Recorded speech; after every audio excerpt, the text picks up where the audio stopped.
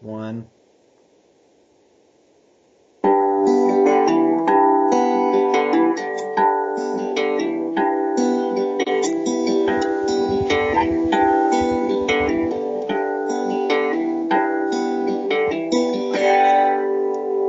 Hey everybody, this is Lebs from Mike and Lebs Talk Football, the show where two future doctors talk about life, music, and the beautiful game. Man, I'm so excited to finally be recording this. Mike, how are you doing, brother? I'm good, man. Missed you for the transfer podcast we did, but I'm back. I'm recuperated, ready to talk about some Champions League football, man.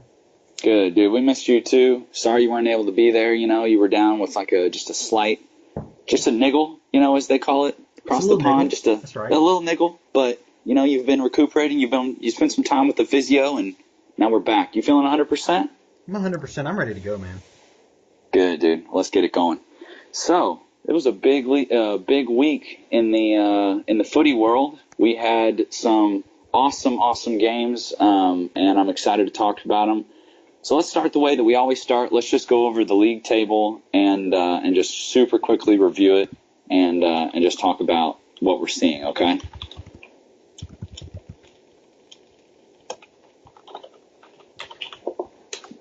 So your take on this ever, Tottenham kind of just pushing at the top four. Yeah. Has your prediction changed? Right now we have City on top. Like that's not going to change. We've got United, Liverpool, Chelsea, Tottenham, and Arsenal's pretty far off the pace. They are 8 points off of fourth place. Do you think Tottenham will finish in the top four, and who has to leave for that to happen? So right now the top four is City, United, Liverpool, Chelsea. I see Chelsea sliding out of the top four, and I see Spurs taking their spot. So I think it'll finish City, United, Liverpool, Spurs, which is actually how I called it at the beginning of the year, and I'm sticking with that. I thought Chelsea was going to have a sophomore slump. It felt like there was some tension going on at the club, and actually that's something that we were planning on talking about today, was talking about Conte a little bit. So actually, if you don't mind, would you just give us a couple seconds of your thoughts on Chelsea and everything going on with their manager and kind of where they are as a club? Yeah, I have. So obviously, I don't like Chelsea Football Club. The Abramovich, Russian money, whatever, it doesn't matter. They have this history, and they did it with Mourinho after they won the league and he went to Madrid. They kind of meddle with their managers, I think, unnecessarily. So, I mean, Conte came in and they had finished, like eighth or something the previous year? I mean, it was just a terrible year with Mourinho. The players just kind of quit playing. That's about right, somewhere I mid-table. was hoping. Yeah, I was hoping they were going to go down that year. Like I was campaigning. Could I you was imagine? online. Oh my gosh, I was online campaigning. Like I hope that Chelsea get relegated. Chelsea get relegated. I'm sorry to the Chelsea fans listening. I really dislike Jose Mourinho, and I really dislike the dude that no longer plays, Diego Costa. I really dislike both of them, so I was rooting for Chelsea to go down. But anyway, continue. Sorry. Yeah, so he came in with this group of players that looked disinterested, didn't want to play for their manager. Who do they care about the club? And he comes in like this mentality, like he comes in. I mean, it's a different approach. Came in with this Italian three-back system, with the flanking wingbacks. He reinvented Victor Moses. He brought Hazard back to that level that we know he can reach. And they won the league, relatively comfortably. Of course, they weren't, pushing for the Champions League. Whatever you want to say about that, that helps. But I mean, the club was like just this brand new dynamic. And then over the window or the summer, whatever with Costa, I don't know. He's kind of, I'm not going to cuss, but he's just kind of a jerk. So He's that the Antichrist at the there end of you the day. go. I mean, some people have called him the devil incarnate. Some people have called him the Antichrist. The Chelsea fans love him, but I mean, I despise him down to his very core. So he was a ticking time bomb, and he finally blew up in the face of Chelsea Football Club, in my Yeah, man. opinion. For me, he's like a malicious player. Suarez would do these things like bite people, like in this passion. Yeah. Like Costa, like very malicious with his fouling and spitting on people. Anyways, so Chelsea won the Yeah. league. Fast forward now, and over the summer, Chelsea were signing players Conte didn't know anything about, and he also was not getting the funds for the players that he wanted. I'm just like, why? Like, Yeah. look, like Liverpool is a template. Oh, we got this manager we can trust now. Like, give him money, back him, and look where that's taking you. And Conte, it's like still all this resistance, and Conte's kind of disinterested. I don't. He won't be the manager of the club next year. I feel pretty good about saying that. And will he even finish the Mm. season? Depends on, and we'll talk about that. Their Champions League. But Yeah. It depends on Champions League is what you're saying, if he'll continue as the club manager till the end of the season. I don't think in any scenario he'll be the manager next year, but I think what they do against Barca will determine if he finishes the season. I think it's at that Yeah. point. The teams they're losing to and the low morale. And I don't Yeah. even think he's interested in being there anymore. Just his attitude. Yeah. He's a very passionate guy. He knows what he wants, and he's very outspoken about it. I respect him as a manager. I don't have anything against him. I wouldn't. I don't know if I'd want to see him take over as city manager once Pep goes. I don't know if I'd go that far, but I wouldn't be super against it. I mean, he's a good manager. So, yeah, nothing against him. But Abramovich is quite an owner and is famous for getting involved too much. A Jerry Jones type figure, if you will, for the Cowboys fans out there. Cowboys haters, whatever, either way. For the people to know about the Cowboys and how involved Jerry Jones is, Abramovich is kind of like that sometimes. Tends to get too involved, especially when it comes to specific purchasing of players. And you got to give a manager, especially a manager like Conte, you got to give him a long leash, give him room to do his thing. They don't You got to give him respect their respect. managers. Exactly. So, very good. Well, hopefully soon we can have one of your friends on. His name's Matt, right? It's Matt, yeah. Good guy. I went to high school with him, big, long Chelsea fan, very knowledgeable. Yeah, we're hoping to have him on really soon. So, Matt, I hope you get to listen to this, bud. Looking forward to having you on, brother. It's going to be good. So let's keep moving. I'm going to go ahead. Would you want to say mine? I'm still looking at the EPL table. Any thoughts on our bottom five? Oh, goodness gracious. My only thought here is like the manager of Swansea. Like, what a turnaround, man. Like, yeah. Everybody's predicting them to go down at the beginning of the year. They get a new manager. They make like 2 purchases in January. I think they bought a player back for Andre Ayew. They bought him back for the same amount of money. But he's getting a string of very tidy results. So, I mean, West Brom's done. Yeah, Swansea's got that new manager bounce, and so good for them. I don't have anything against Swansea. I'm totally fine if they stay up.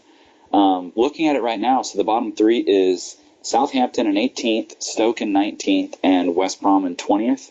Right above them, you've got Huddersfield, Swansea, Crystal Palace, Brighton, Newcastle, West Ham, and then I feel like there's that's mid-table once we get up to like West Ham, Watford, Newcastle.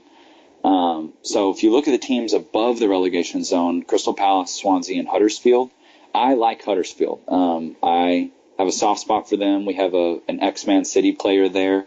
I like their German coach. He's a Kloppite, if you will, a Klopp disciple. And I like the style that I guess so at the end of the day.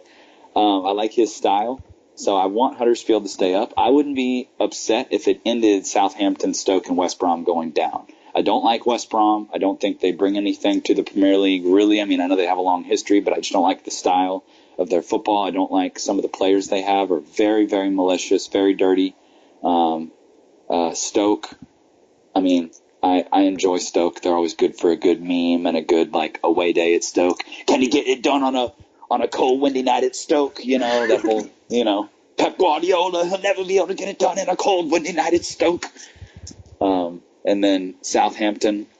I've enjoyed the Southampton Great Escape for the last couple seasons, so we'll see if they can do it again. I wouldn't be shocked if Southampton stayed up and Huddersfield went down, but I'm hoping that Huddersfield stay up. What do you think about that, Southampton versus Huddersfield? If you had to pick one of them, who would you pick to stay up? It's Southampton. Huddersfield can play defense. I just don't know where their goals come from. We played them recently. I just don't know. Southampton has the quality there still. Side note. Stoke City used to be called the Britannica. Now it's called Bet365 Stadium. That's very disappointing for me. That's really my thought there. Money, baby. That's right. That's what it's all about. That's what the EPL is all about. And as a Man City fan, I can't be hypocritical. I got to point at my own club and say they've caused part of the problem. So I don't want to be a hypocrite. But what were you going to say? That's the game now, man. We're in a time now where managers have to come in, produce immediately, give them some funds. They can't produce, recycle because the Premier League has so much money involved. But you look back when Arsene Wenger or Sir Alex Ferguson took over, they had unsuccessful seasons in the beginning, and they got years to make a project, and that's just not happening anymore. Instant results. Got to come in, win trophies immediately. Pep came in last year, did not win a single trophy, and there were people in the media, there were even City fans saying, like, I don't know about this guy. I could see him getting sacked. Are you kidding me? We waited this long for Pep Guardiola, and he finally gets here. He has one season where he doesn't win any trophies, and you're talking about sacking him?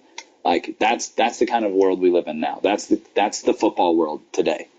It's win or nothing. This is the only, it's so close, and here's how close it is. 10th place is only 5 points above the last 18th place, which is the relegation spot. That's how tight it is.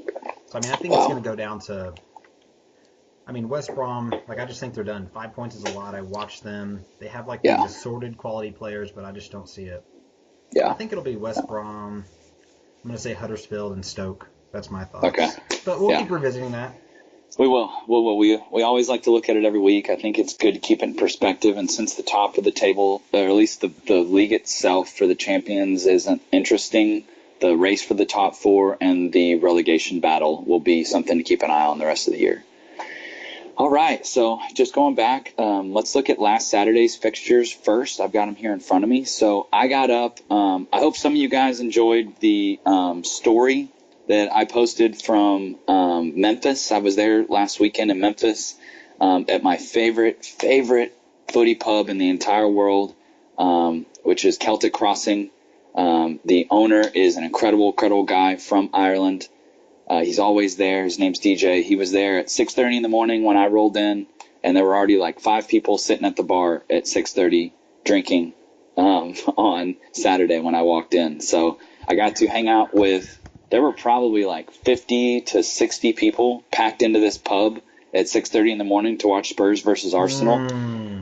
It was incredible. The atmosphere was incredible. I got to sit, I was sitting at the bar. I always like to sit at the bar, and all the Spurs fans were around me. There were probably 30 Spurs fans. They have a Spurs fan club that actually goes and hangs out and watches the games together. And so that was really, really fun. And I met a really cool girl named Colleen, who is a huge Spurs fan. She's one of the people on the board for the Spurs fan club, or one of the leaders of the Spurs fan club. And she's actually going to come on the pod here pretty soon and talk some Tottenham Hotspurs with us. So I'm looking forward to that. But anyway, Spurs beat Arsenal 1-0 in a pretty decent game, but I think kind of the result that everybody expected. Nobody was surprised that Spurs won that game. I was surprised that it was so low scoring, but, no biggie there. Everton beat Crystal Palace 3-1. Stoke and Brighton drew 1-1. Swansea beat Burnley 1-0. West Ham beat Watford 2-0. And then City spanked Leicester 5-1. And that was huge. That was awful, man. Schmeichel, I'm willing to write that off I never saw that, because that's inconsistent with anything I've ever seen from him, Yeah. He had a really, really bad game. You texted me during that where, Leicester's defense looks terrible. Do you want to expound on that anymore? It just looked like a... So, Leicester tied it up, right? At one point, that game was 1-1.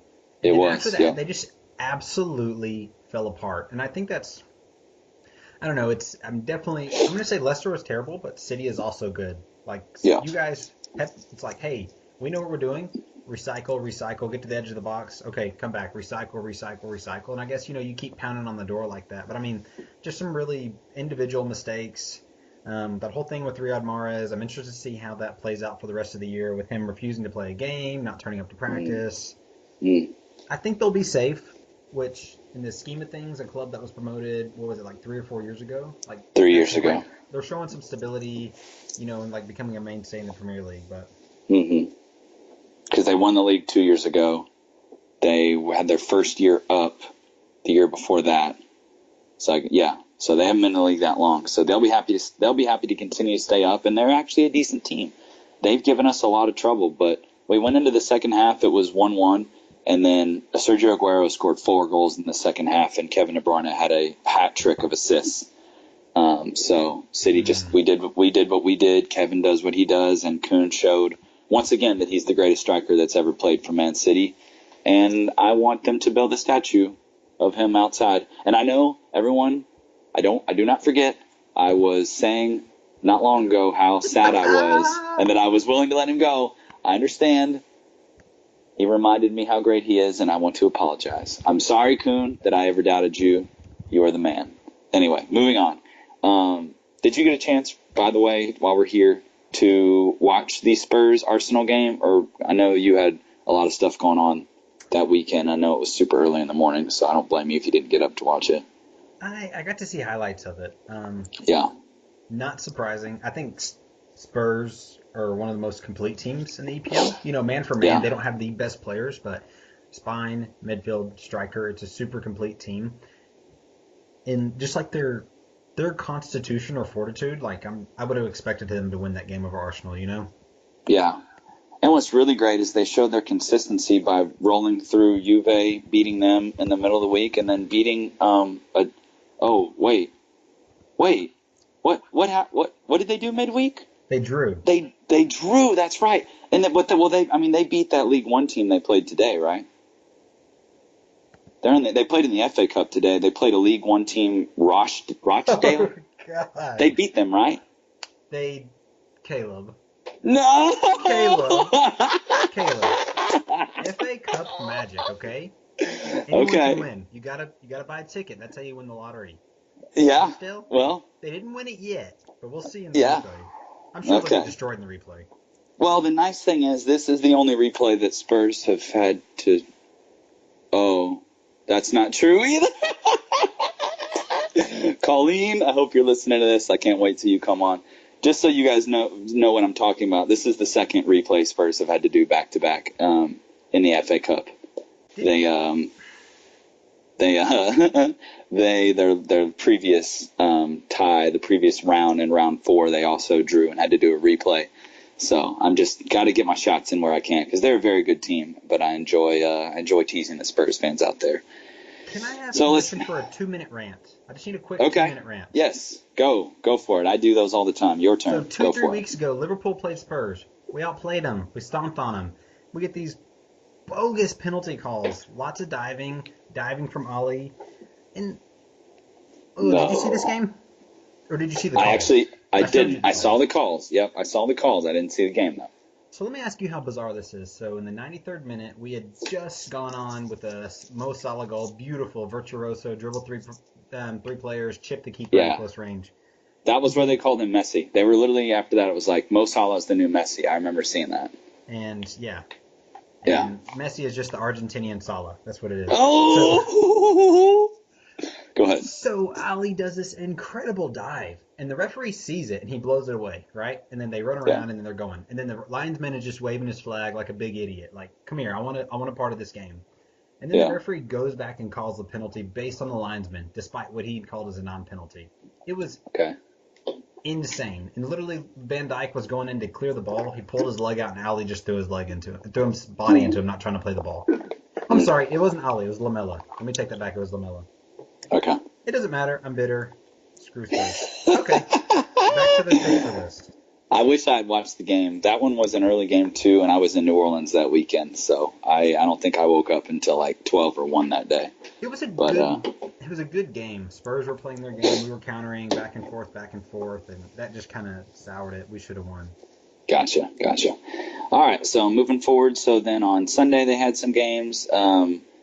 Really, really fun games on Sunday. Huddersfield beat Bournemouth 4-1. United beat Newcastle. Oh, no, that didn't happen either. Sorry, Newcastle beat United. Oh, man, it was a good week for me. I'm not going to lie. Newcastle beat United. Lowly United got beat by Newcastle. Anyway, Southampton lost 0-2 to Liverpool. We'll just continue to roll on. Jared gave us his thoughts on United. I don't think we need to rehash it anymore. I do feel a little bad for the United fans right now in a way, but I also don't because they wouldn't feel bad for me. So, but I do. It's sad in a way. I'm being honest right now. I know I've been joking a lot at this pod. It is a little sad how far United have fallen, though, because they are a shadow of who they once were. Chelsea beat West Brom 3-0. All right, now we get to why we're here. Champions League. Mike, let's start it off by doing a little intro question. I've got an intro question to the Champions League for you. Okay. How do you feel about the Champions League as a whole? Because there are some people in the British world, the British football world, especially among the City faithful, that are not big fans of the Champions League. And for me, that kind of blows my mind. But can you explain that or give me your feelings or tell me what you think?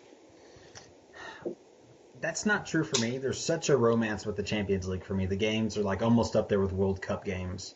And that comes from like a place of Liverpool's transition, like 2000, 2008, 2007, 2008, we got dumped out, and I've just kind of been looking longingly about playing in the Champions League again. Then we had a year with Rodgers and got dumped out. I don't know. I don't know where that comes from. So maybe some air of superiority or something like that. I mean, Champions League, it's where you get the teams in the world and we get rid of all these hypotheticals like would Barcelona and Chelsea, who would win in that match or whatever. Like, this is to... Okay, so let me flip this back on you.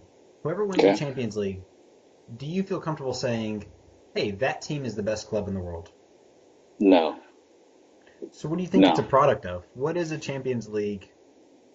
What's the product? Your thesis statement on who wins the Champions League. So whoever wins the Champions League was the best team during that tournament. Okay, sure. Because it's a tournament. And so just like any tournament, a team can get hot and they can win it. I mean, another American football analogy, look at the New York Giants. Like, how many times have the New York Giants won the Super Bowl when everybody was like, wow, they weren't even the best team for any part of the entire year? Giants fans are going to disagree with that. But, I mean, I think most people would agree, Eli's first Super Bowl, they just got hot at the right time and they won the Super Bowl.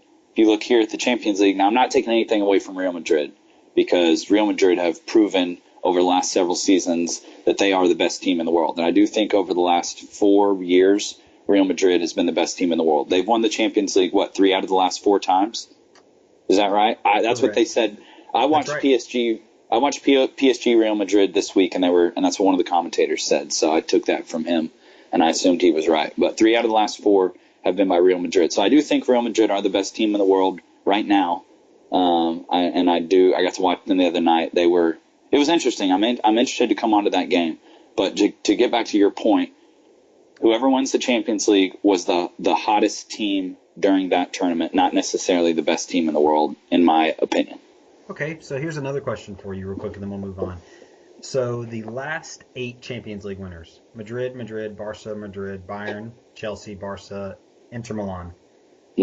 So give me a team, and including City, I know that's what you're going to say, give me a team not in that list that you think could win the Champions League, like your top 2, outside of Barca, Chelsea, Madrid, and Bayern. This year? Yeah. Yeah, I mean, so we've City got PSG, Tottenham, Juve, right? Yeah, that's who. So I don't think Juve are going to win it this year. They're not the Juve that they were last year. And even last year, they couldn't get it done when they needed to. And I don't think they're as good this year as they were last year. City absolutely could win it, and I do think that the average person out there would say that we're one of the favorites to be in the running. PSG, so let's just go ahead and let's just get to it. We need to talk about PSG Real Madrid because I want to talk about it so bad. I've been waiting. I've been looking forward to talking about this since I watched the game, and I was so excited for that game. This is what I've been waiting all year for, to finally see who are Paris Saint-Germain. Who are they? Paris Saint-Germain. Paris Saint-Germain. Who are these guys? Like, we know the money they spent. We know Neymar's there. We know Mbappe's there. We know the traitor, backstabbing, son of a gun, Dani Alves is there. Still bitter, to be honest, because he should be on City. We know that Cavani's there. We know Angel Di Maria's there. I mean, I can sit here and I can go down the list and name almost every one of their players on their starting 11. Silva should have been playing center back during that game. But we know they've got good players. I don't know anything about their coach. I've watched them play some games. I've mostly watched highlights. I have never really thought, like, I've been scared at moments, but when I watch them, what I've actually seen of them, they look like the Harlem Globetrotters. That's what they look like to me. A collection of amazing players with unbelievable talent. They can do all the tricks in the world. They could score any goals that they want to score at the right time. but they don't have a backbone. They don't have an incredible defense that can get stuck in and hang with teams as good as Real Madrid or with a team with as good of an offense as City, for instance. Their midfield is good if you look at the players, but I don't feel like they control games or are capable of controlling games at the level they need to beat Real Madrid or to beat Manchester City or to beat Juventus. You know what I'm saying? Like, I still feel because they play in a league where they're not challenged ever, that they're not capable of just switching it on when they hit the big guns. When they come up against Real Madrid, they don't have what it takes to switch on and beat Real Madrid. And they proved me right. And I wish I would have said this before. I wish I would have been on air before this game to say it, but I'm going on record right now saying I think PSG are massively overhyped. I do not think that they're as good as Manchester City. Everyone compares them in City. There's a massive difference between the two clubs. Yes, they both have rich owners. Yes, they both spend a lot of money. Yes, they both have great players. But City are incredibly well coached, incredibly disciplined. And City, I think, are ready to win the Champions League this year. PSG are not, and they proved me right by losing 3-1 to Real Madrid on Wednesday. And I don't think they're going to come back and win in the second leg. I think Real Madrid are going to knock them out, and they'll have to wait till next year. You know what I love about your analogy? It's like, what? And I agree, you're contrasting two clubs. Real Madrid, the way they play is so different than PSG. PSG, we're talking about these flair players and his style. Real Madrid, I've seen quotes in the past. Yeah, we don't care how much possession we have. We don't care what we look like when we play. It's all about effectiveness. And they just kind of grind at you like that. And it shows too in the last 3 out of the 4 years, Champions League winners. Yeah, I don't. Yep. Just looking back at the statistics, PSG didn't play terrible second half. Madrid overran them. But it's again this constitution and this belief to win. And like you're saying with all of these individuals, where's the team? I don't know anything about the coach, Unai Emery or something like that. He doesn't have the pedigree that Zinedine Zidane has, Do you, man? So looking at Madrid's, I'm going to pull up La Liga table real quick, but Zidane has definitely come under fire, recently. They've slid down the table. They're quite a bit a ways off of.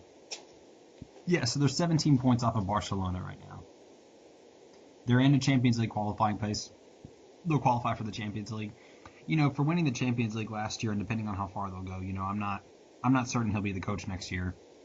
And it's manager of Real Madrid is almost like an untenable position, like as much as hungry they are as for results and things like that. So that's just disappointing to me because I have so much admiration for Zidane. Yeah. But also the things that made it. Go ahead. I was just going to say, massive respect to Zidane. He's one of the greatest players in the history of the game. So you can't take that away from him. But I think the jury's still out on if he's a top-class coach. Right. But to me, he's proving slowly over these 2 years now that he's been in charge, or the full season that he had last year, and then so far this season. He's proving that he's got the potential, but I think he's got room to grow as a coach. And I think I cut you off. Go ahead. You're good, brother. It was their bench that also made them so great. They had the big ones, Morata and James Rodriguez. Like those two players coming in and the willingness to split time. That's where so many of their goals came from. But obviously, both of those players moved on. Like, how long does that work for a great player? And they did not make any of their big marquee signings like they'll traditionally do in windows, despite being so off Barca. My prediction is that unless he does something extraordinary like winning the Champions League, I think he'll be gone in the summer, and I think they're going to spin big with whoever their new manager is. Like, I think that's just the reality of it, unfortunately. Yeah. So, moving on from that game, I'm honestly going to assume that most of our listeners have probably watched the game or watched highlights from the game, but I don't want to move on from it, sorry. I want to talk directly about what I thought about the game itself, because I found it really fascinating. So it starts off, and it's wide open. That was what was crazy about it was PSG were running full blast up and down the pitch. Real Madrid were running full blast up and down the pitch. It was very chaotic. There was very little control. There were tricks happening everywhere, step overs and spins and flopping. Oh my gosh, I have not seen diving like that since the last time that I watched NBA. I mean, it was unbelievable the amount of diving, and because you got Neymar out there, you got Marcelo, Danny Alves. I mean, we can go through the names. Everyone knows the names. Those guys are mostly Brazilian, and Brazilians are flair players. I love Brazilians. I'm rooting for Brazil in the World Cup this year, but they love to dive. They're very dramatic. They do a lot of tricks, and it makes fun to watch it, but it also makes it a little crazy and a little divey. And that's the main thing that I got out of the game watching it was just the really dramatic change in style between these two teams versus what you see week in and week out in the Premier League, which is what I spend the majority of my time watching. But yeah, it was 1-1 I think it was 1-1 at the end of the half, and then Real Madrid scored those 2 goals in late time. But you and I were talking about it as we were watching the goals a few minutes ago off air. Man, those were some really scruffy goals, like a lot of deflections, and one in off Ronaldo's knee, and I don't know, it just wasn't kind of what I expected. I expected a little more control, Right. a little more poise, a little more like the greatest teams in the world, and I just didn't see that. So it was interesting. Does PSG have a way back into this fixture?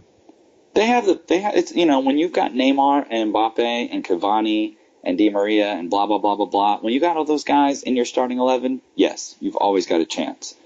The only problem is that Madrid got 3 away goals, right? Because it was in Paris, right? Or was it at the Bernabeu? I can't remember now. Hang on, I'm double checking it. It was at the Bernabeu. Okay, so they got 1 away goal. Sure. So on aggregate, when they come back, they just have to score 2 home goals. So if the game ends 2-0 PSG, they go through. So yeah, they've got a way into this game. A lot of people that I've been listening to on different pods and BT Sport and everything, I've been listening to what people had to say about it, and a lot of the talking heads are like, "This game's over. Real Madrid is going to take it to Paris, and they're going to score again, and they're going to put them out." And that's what I said earlier, and I do think they'll do that. But PSG has a way back in. They could win 2-0. They could win 3-1. So they've got lots of ways to do it so that they could go through. But I wouldn't count on it. I'm calling Real Madrid to knock them out. What do you think? Do you think they'll come back? I think Real Madrid's too. Their effectiveness, they know what they have, they know what they need to do. I just don't see it. And they're pretty strong defensively. Yeah.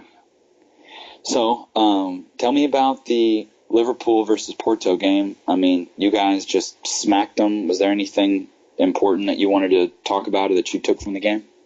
Just the big thing for me is a swagger, like in a belief. Like the Liverpool players completely, they will go out there and do whatever Klopp asks them to.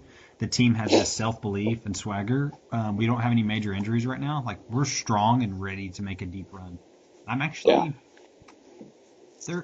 I'm not fearful of any club in the Champions League anymore. Like I feel like we are the team that no one wants to get drawn up against. I think we're like very much wild card. And this is kind of to show the swagger. So before the match, someone was interviewing Bobby Firmino. They're like, kind of tell me your thoughts about this Porto team. And he said, I don't know if they're afraid of us, but we are going to make them suffer. And I was like, that's right. And then we go beat you 5-0. I mean, this is the Portuguese league champions consistently in the Champions League. They're not. And, same thing with Basel. You guys smacked Basel, but they're still a very tidy team that made it to the knockout round. Like I think they beat United. The only real thing I'll say is Milner played a hell of a game. Like I didn't know he had that in him. We throw him in, and I'll say that, and I'll say this team has so much willingness. We had Salah rotating out to right back. We had Milner rotating to left back. I mean, these players are ready, willing to dig in and play the formation. And then, of course, Salah's goal.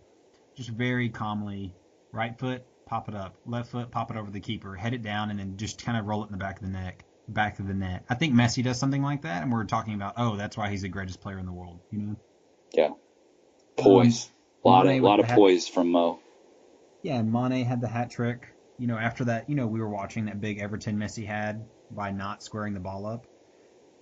I think he's back. I think he's got his swagger back. He just needed some goals and some confidence. That goes so much along with, strikers and scoring players. If you're not kicking the goals in, your confidence is low. Yeah. Yeah, I just feel great about where we are. I'm so, this fixture is done and dusted. I mean, this is at Anfield. So, yeah. Any big takeaways for you against Basel? Well, let me comment on Liverpool real quick. I agree with what you're saying, and the number one thing that my biggest takeaway from Liverpool is that they are a team in Jurgen Klopp's image, 100%. You're right. He has worked, and he has molded, and he's done everything he could to try to create his vision, and I think it's coming to fruition. And I think you can say the same thing about Pep Guardiola's Manchester City. And I think you can compare the clubs and the style of football that you see on the pitch and the starting 11, and say, whoa, those are two devastatingly attacking teams that have definite weaknesses at the back. And the number one difference between them, and I don't mean this to take a shot at Liverpool, but just as objectively as I can, City are so much more consistent than Liverpool are, and that's the difference between the two teams. But on their day, Liverpool could beat anybody in the world. But the problem is you never know when that day is going to be. So that's pretty much all I have to say about the difference. There was nothing exciting about the Basel City game unless you're a City fan. I watched it. We rolled them. It wasn't even close. They almost laid down. I mean, it was kind of sad. They're in the second place in the Swiss league. They're not a bad team, but I mean, it was so bad that their Twitter account tweeted after the game. I'm gonna misquote it, but just to paraphrase, the visitors were faster to the ball, more technical, and better in almost every way. Props to City. We'll see you again soon for the next round, or something like that. Like literally admitted on Twitter from their official account, hey, they were just better than us in every single way today. That just is what it is. We'll see you at the next one. And I was like, wow, like kind of respect, but also like, that's kind of sad, if you're a Basel fan. Yeah. But anyway, I'm ready to keep moving if you're done with that. Okay. I'm ready to move on to the next section. Any other interesting results? Not really. Yeah, I mean, just, so as far as Champions League go, that's the first round of games. This upcoming week, they're going to have the next round of games. So on Tuesday, Chelsea play Barcelona. On Tuesday at the same time, Bayern play Besiktas. And then on Wednesday, Sevilla and United play, which I'm very interested in that game. And Shakhtar and Roma play, which I'm also very interested in that game. So, yeah, we've got another really good week of Champions League games coming up. So I'd like to get to some predictions. So why don't we talk predictions on that? And then I want to do a segment on the FA Cup, if that's cool with you. All right. So I'll ask you, Chelsea, Barcelona, 1:45 on Tuesday. And it is, let me see where the match is. It's at Stamford Bridge. Give me a score prediction and a prediction to how you think that game will go. So, man, that's tough with Chelsea's form. So, final score, I'm going to say 3-0 or 3-1 for Barca. Okay. And I think Chelsea, I mean, even 2-0 sounds more reasonable. I think Chelsea will show some grit. They're not going to lay over. But, I mean, Barca are in great form right now, and I just don't see them losing this result in any way, Yeah. What about you? It's interesting for me because I think Chelsea at home, I'm sitting here thinking, how are Chelsea going to come out since they're at home? They're Right. a team that likes to concede possession. They like to play on the counterattack. So I think that's how they're going to play. They'll play three at the back. Who's starting up top for them right now? I'm sorry, Chelsea fans out there. We need to get a Chelsea fan on this podcast. I wish Matt would have been able to be here today because I would love to have someone who watches Chelsea and knows the ins and outs to talk to me about this tie, because I don't know enough. I watched some, but I don't even know who's going to start up top for them. I know Hazard will play, but who do you know who will play up there next to Hazard? Will it be Morata? So I mean, Morata or Olivier Giroud. Oh, yeah. Right. God, I keep forgetting that Giroud is there. Here's the thing, like with the dysfunction of this club, they had this great player that came from Belgium, Batsuashi, but I'm But totally Batshuayi slaughtering that. Batshuayi. So been smashing in goals for BVB. I've been watching yeah, every highlight of his. 5 goals in 3 games. So Yeah. they send him on loan and buy this 32-year-old striker. I'm like, what is the deal here? I mean, I don't know who's going to start honestly between Giroud and Morata. Morata can't finish on with an open net. Yeah. Yeah, it's going to be interesting, man. I like Olivier Giroud. What's another interesting point? Chelsea were looking for a target man, and this is something that we talked about on the last pod. Me and Jared did about like they were in for the old target man strikers. Like I'm surprised they didn't put a bid down for Ibrahimovic. With the people that they were trying to get, like Peter Crouch. Do you remember who else it was of the tall strikers they were trying to get? They were trying to get Peter Crouch. They were trying to get who Andy else Carroll. was it? Andy Carroll. Thank you. They were trying to get Andy Carroll, and then they end up with Olivier Giroud, who is a massive upgrade on Andy Carroll or Peter Crouch. So it's obvious that maybe this is who Conte wanted. So, and again, I wish we had a true Chelsea fan on to tell us what they thought about this. I'm really interested in this. Any Chelsea fans listening, please tweet us or send us a message and tell me what you think about Giroud coming in, because I really, really want to know what the Chelsea fans are saying about this. In my opinion, I think it could work. I could see Giroud being good at Chelsea. I mean, imagine Hazard pounding in some Hazard and Moses and these amazing crossers of the ball that they have, sending some high crosses in to Giroud. I think it could work. So back to what we were originally talking about, Barcelona versus Chelsea. They're going to give Barcelona almost all the possession, and then they're going to try to counterattack. I think they have a shot. I'm going to go at home. I'm actually going to go for a surprise 1-1 draw. I think that Barca are going to score early, and that Giroud is going to put in a late equalizer on a cross from Hazard. I'm calling it. So 1-1 is my prediction there, and then they're going to go back to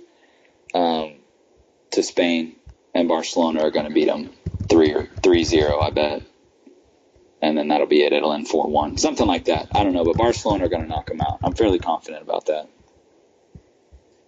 So looking at the other game, Bayern versus Besiktas, I don't think there's much to see there. Bayern should roll through them. Would you agree with that? Yeah. Shakhtar versus Roma is interesting. So there's a lot of Manchester City connections in that game. Edin Dzeko, who I'm a lifelong Edin Dzeko fan, one of the just greatest target men to play at City during the last era. He played for Roma. I don't know if he's still there or not, but I have a soft spot in my heart because of him for Roma. And then Shakhtar, they were in our group, and they're actually a very, very good team.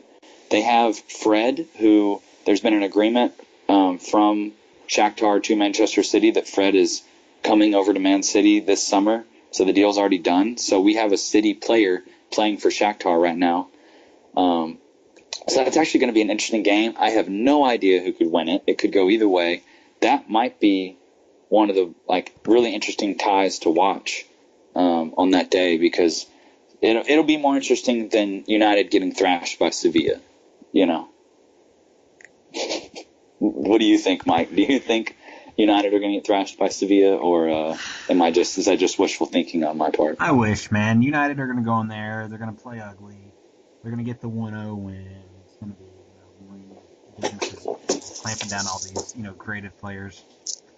And Roma and Shakhtar. Roma's a very good team.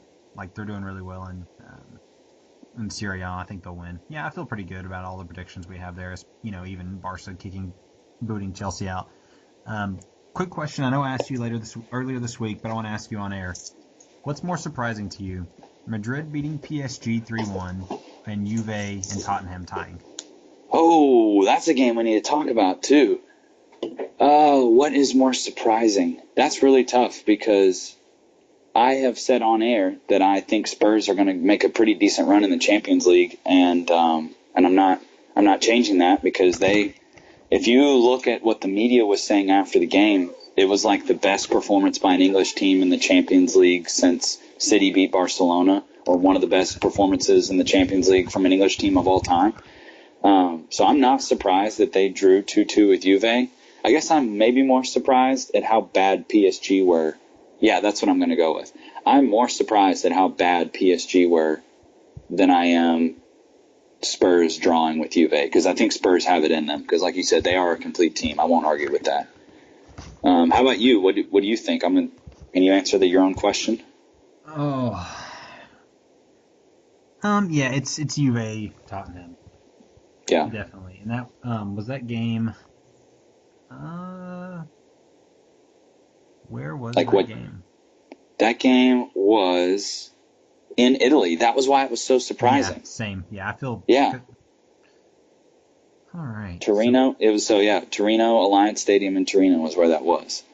And, they've got that track record there in Torino of, like, nobody, or Juve hadn't given up a goal, or they'd given up one goal in, like, the last 22 games they had there, or something crazy like that. Like, their defensive standing at their home, arena was absolutely unbelievable. And, Harry Kane, he scores when he wants, and he wanted to score, so nothing they could do about it, I guess. Did you get a chance to watch that game or see the highlights or anything from it? I saw the highlights, yeah. Okay, gotcha. So Kane scored. So Higuain opened the scoring in the 2nd minute, and then Higuain scored again in the 9th minute. Harry Kane got one back in the 35th minute, and then Eriksen had a beautiful free kick in the 71st minute to tie it up. I know that I did watch part of the game, and I know that Higuain missed some incredible chances. That was another big topic of conversation after the game, was how many chances Higuain had missed that could have really put the game out of reach a little bit more for Spurs. But now with this 2-2, Spurs have 2 away goals. I could see them knocking Juve out when they take it back to England. I mean, I wouldn't be shocked about that at all. So that's a really interesting one there. Well, how do you feel about the English teams, all the English teams doing so well in the Champions League this year? Does that bring you joy, or do you hope for the downfall of your English rivals? No, I think it just shows. So the last time we had an English champion, I think it was like in 2008, maybe, and that was Manchester United. Like we need an English team in the final, and just even winning it. We have 5 teams in the knockout round that all at this point look like they very could well progress. Yeah. I think overall I have to drop my idea of hating United, hating Chelsea, and because that's how we get better players in our league. That's how we keep our coefficient up. That's how we keep 4 automatic qualifying spots. Well, is that true? I think fourth place is now an automatic qualifying spot, and we don't have to go to playoff. Oh, really? See, that's new, because you guys got 4th and had to do the playoff this year, right? So that got changed this year? I'll get back on that, because I think we moved a spot and it changed. Okay, interesting. Well, I'm fine with that, because I really do think the Premier League is the best league in the world. I watch some La Liga. I watch PSG play some of their games.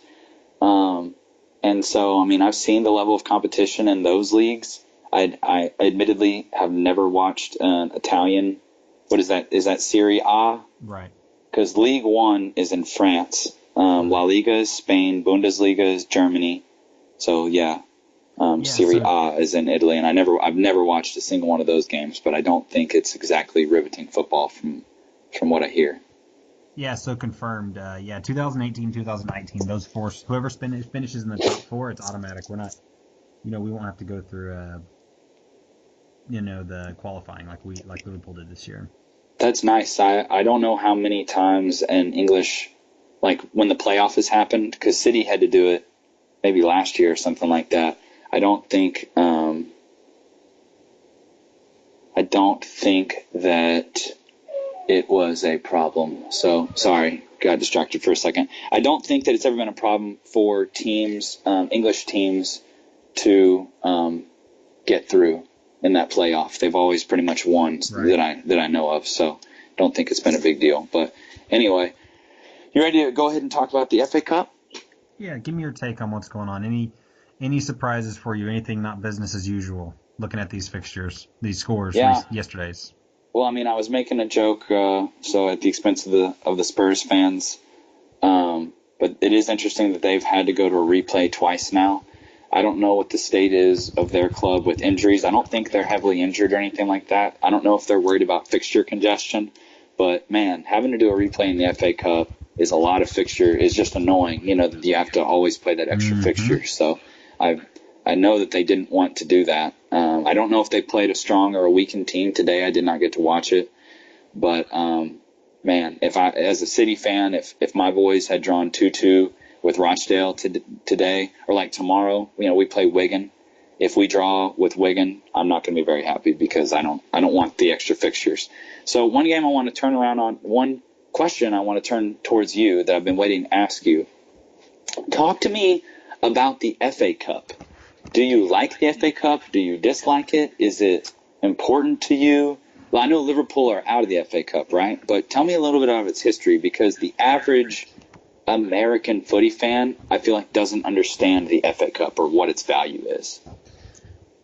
So you've got League Cup, which is now a Capital One Cup, and you have the FA Cup. League Cup, Capital One Cup is like it's open to the whole professional pyramid and then clubs outside of it. I think you can go through this playoff to get into it. FA Cup is open just to the professional leagues in England, which includes Championship, League One, League Two, and then there's another tier under that. So for me, I think it's kind of it doesn't make sense to have two different cups.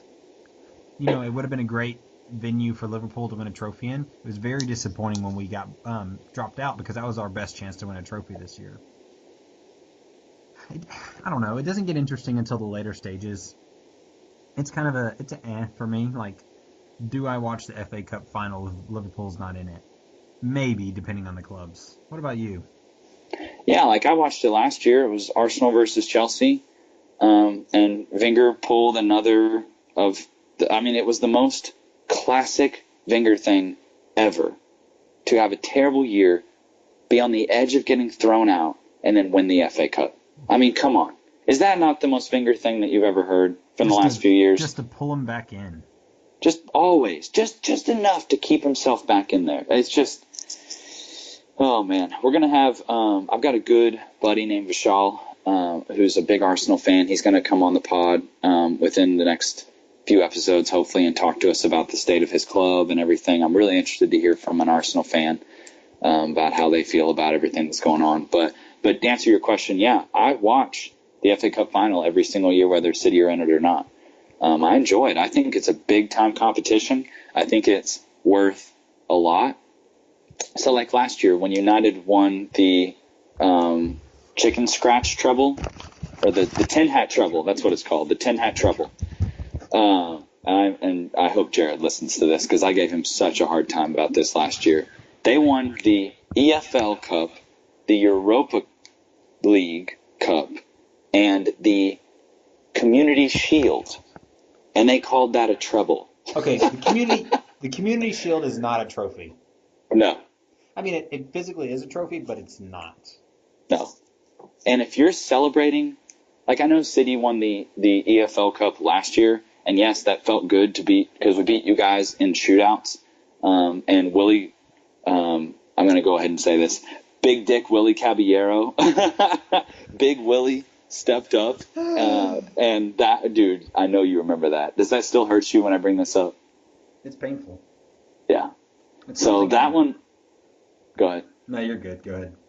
That is something what you wish you could forget, but I won't let you. Something I don't revisit. It's like it's a repressed memory until you bring it up, and it's got to come back to the forefront. Oh, that was a fun game, though. Anyway, so the EFL Cup is worth something, but I almost would rather do away with it and just have the FA Cup. But at the same time, I enjoy having football on almost every day of the week, so I don't want less games as a fan, because I'm an addict, and so I watch all the time.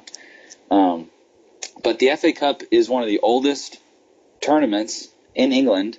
It's a great opportunity for little clubs like Rochdale. I don't even know how to say it. I'm sure I'm butchering that. For them to come in and be able to, play the big boys And then, Wigan have beaten us in the FA Cup multiple times. I remember watching Wigan versus City in the FA Cup in 2012 when they beat us.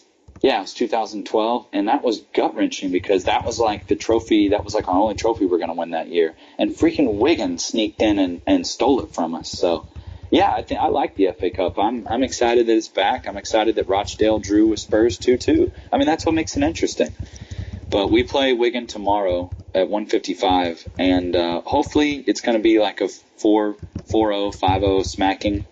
But it is at their ground, so there's always that wrinkle. You never know what's going to happen. So I think it can still be interesting. But anyway, well, I've officially rambled. You and I have officially rambled for quite a while now. You ready to go ahead and move on to the next segment? I'm ready. So looking forward at the upcoming matches, we've got Champions League in the middle of the week. We've got FA Cup still going on tomorrow with City playing Wigan.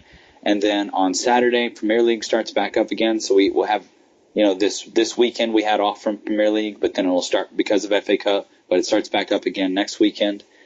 And so, yeah, just looking forward. Football rolls on. But these Champions League games this week are going to be really, really awesome. So, you ready to go on to the Dirty Talk segment?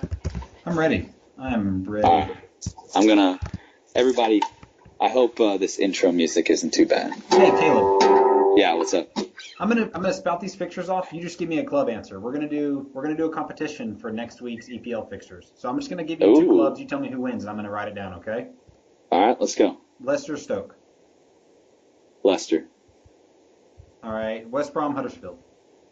Huddersfield. Bournemouth, Newcastle. I love Eddie. I love Eddie Howe. Eddie Howe won Premier League Manager of the Month for January. Bournemouth. All right. Liverpool, West Ham. Pool. That should be easy. But knowing Pool, they'll screw it up. Swansea. Burnley, Southampton. Ooh, 1-1 draw. So okay. Yeah. Man United, Chelsea. Ooh, is that game next weekend? It is. What day? That's on Sunday at 8? Yes, sir. Oh, man, that's going to be a fun game. I didn't even realize that was coming up. Who wins that game? It's just an ugly draw. God. Yeah, just an ugly 0-0 draw. All right. That's Watford, what I'm Everton. calling. Watford. Sorry, Everton. And Arsenal, City. Who do you think's going to win that? So what's interesting about that is that's the League Cup final. So I was just talking about how Okay, you're right. Yeah. Yeah, that's the League Cup final on Sunday. So I'm really excited to watch that. I'll be tuned in for that one. I do think City will win it, but I think Arsenal are going to play us really, really hard. So I could see that being like a 3-2 win to City, like a 4-3 win to City. All right, Palace. I do think City will win it. Spurs. I should have no problem with that one. That's next Monday, huh? Yep, and our predictions are the same, unfortunately, except I would say I think Burnley will beat Southampton. I don't think it'll be a draw. So that's going to be our differentiating factor is the Burnley game. Otherwise, you need to make this more interesting. Your picks have to be different. No, I pick first next time.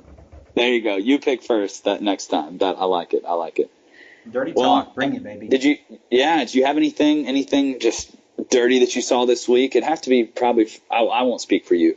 I'll say what I did, what I feel was the dirtiest thing that I saw this week. And it's actually going to be PSG Real Madrid. Marcelo was filthy in that game.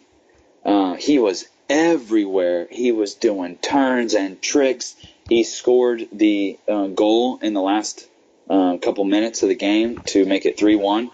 He was absolutely disgusting. He was doing turns and stuff that were blowing my mind. I love Marcelo. The only thing that drives me crazy is he flops so hard.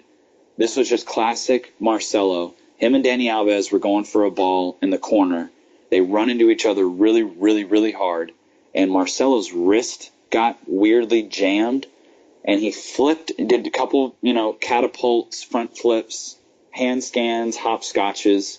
falls on his back, and is screaming so loud that the commentators were like, "Oh, you can hear Marcelo screaming. They must be in a lot of pain."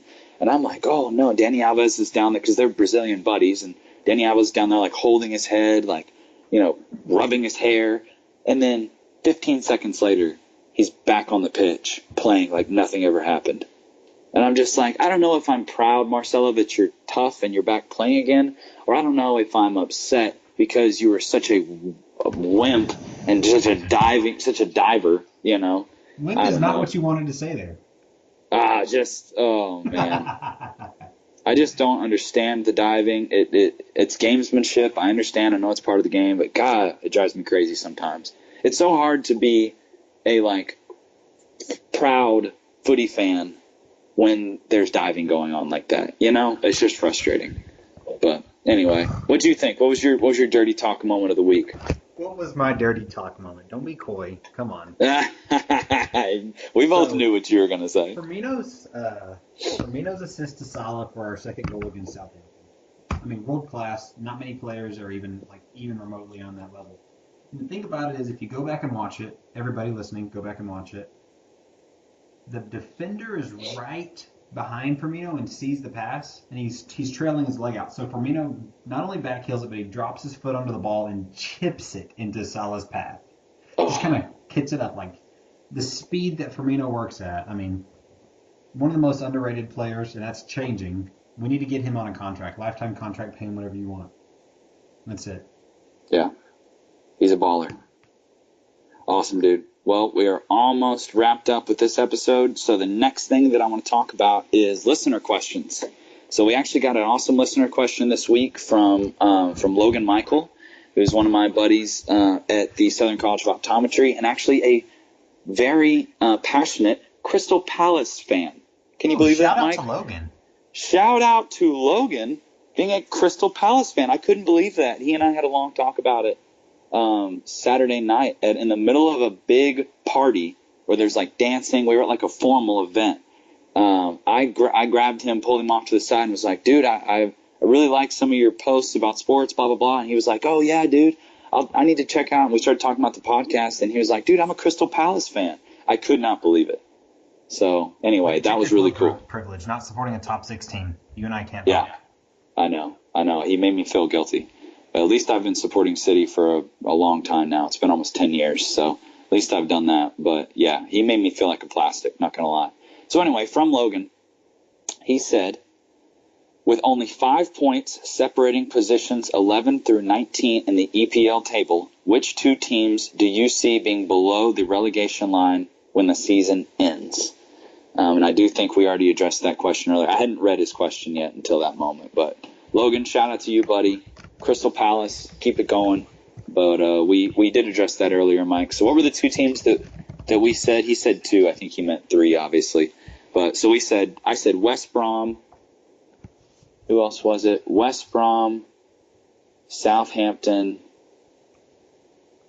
and Stoke. I mean, I could still see all them going down, honestly. So I'm fine with leaving it that the bottom 3 there will stay that way.